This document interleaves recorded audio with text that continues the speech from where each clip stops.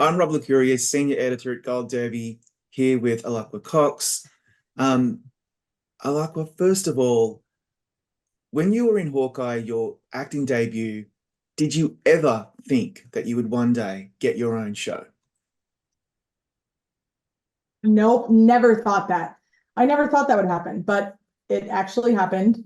I can't even believe that. Yeah, it's crazy how your journey from acting debut to now starring in a show about Echo has happened relatively quickly. What has been the highlight so far for you personally, in playing Echo and Maya Lopez?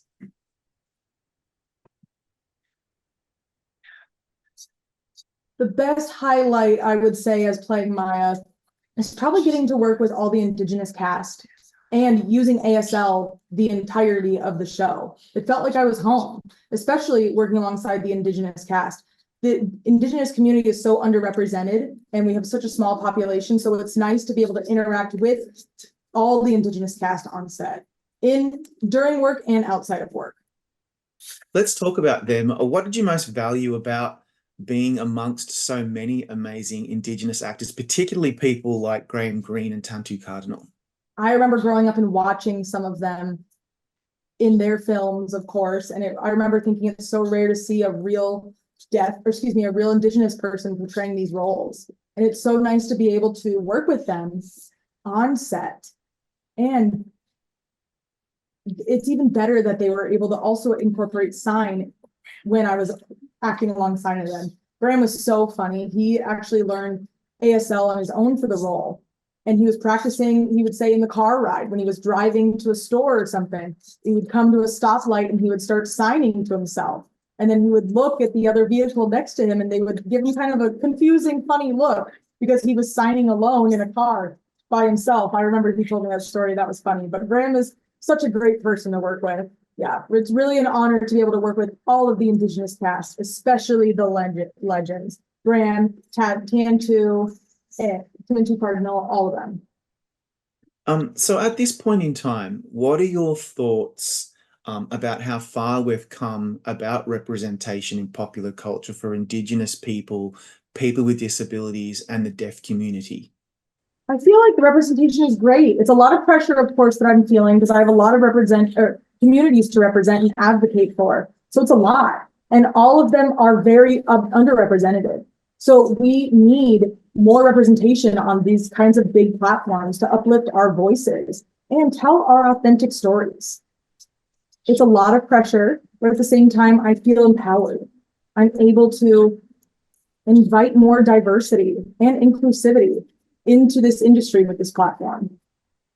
So do you ever feel that your work sometimes has really high expectations attached to it? And how do you manage that pressure, as well as being in the moment and actually working on the character? And how I handle the pressure is probably getting off of social media because sometimes that could cause a lot of extra pressure, and a lot of the times it's positive, but sometimes there, of course, is negative stuff. But social media, of course, affects my pressure and how I feel. And I feel like I can be at peace if I don't worry about those kinds of things on social media. I can focus on my son more. And so definitely I focus on certain things in my life that'll keep me off of social media and I'll feel less pressure because of it. So your performance as Maya skillfully balances her intense rage and relentless vengeance with her vulnerability that stems from her traumatic and often violent past. Was it difficult to get that balance right? Absolutely. I thought it was difficult. That's probably one of the biggest challenges that I faced when filming Echo. I'm not like Maya. Thank goodness I don't have the rage that she feels. I do feel bad for her as well. Luckily, with the help of an acting coach, she was able to help me deep dive into Maya to see how she feels. And we talked about why she might have those kind of emotions and all the stuff that she's gone through. So I also am able to use my own life experiences through her as well. So it was very much a challenge. Some days it was bad days thinking about all of the negative stuff that goes on in my real life. For example, if I have a sad scene that involves crying or something like that, I have to prepare myself a lot for that role. So I know sometimes looking, oh, it's a sad day coming up, and I just have to, I know it's going to be a sad day of emotions. So I have a lot of help from the director, and she helped me also portray and bring Maya to life. I want to talk a little bit more about the Indigenous angle because I found it really compelling the way the show incorporated the Indigenous angle by really innovating and giving us um, scenes from the distant past and also the mystical element. What did you think about the way the show incorporated those elements into the narrative? I loved those parts. Those are some of my favorite parts. It's very authentic feeling. You know, my great great grandmother, she would tell me stories about our ancestors, and they're always behind us and helping us through challenges or challenging times in our life. And I know that Kingpin, of course, is a challenge for Maya, and Maya is able to defeat Kingpin with the help of her ancestors. So I think it's really nice, and having that Indigenous culture represented during tough times as well, that we're still able to use our ancestors, is so great. And the ancestors are, they sit and they pray. Back home, we sit and pray to our ancestors, and we ask them for help through our journeys in our life now. So I'm so happy that we were able to have this culture represented on the big screen. I also was thinking that over the last few months, we've seen a beautiful representation of Indigenous culture, Blackfoot culture in Killers of the Flower Moon. We saw it on the Oscars.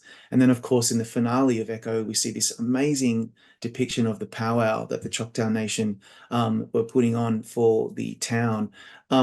What kind of feelings does that give you personally when you see that kind of beautiful representation of the culture in our popular culture? Feels empowering. I remember the powwow scene that we filmed.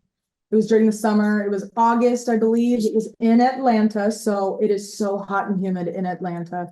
But at the same time, it was one of the best things to see. All these Indigenous people just coming together and doing their traditional dances and their music.